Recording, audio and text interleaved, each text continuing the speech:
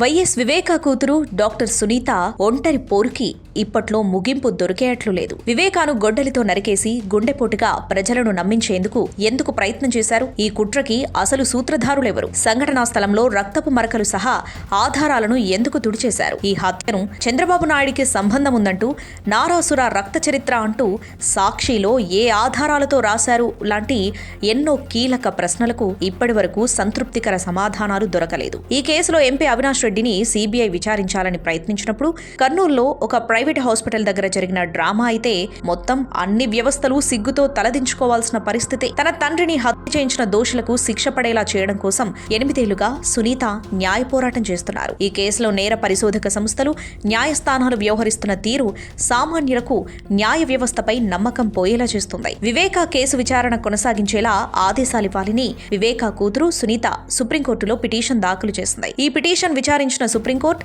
విచారణ కొనసాగాలని, అలాగే ట్రయల్ కోర్టు విధించిన గడువు నెలలోపు కాకపోయినా వీలైనంత త్వరగా ఈ కేసు విచారణ పూర్తి చేయాలని ఆదేశించింది.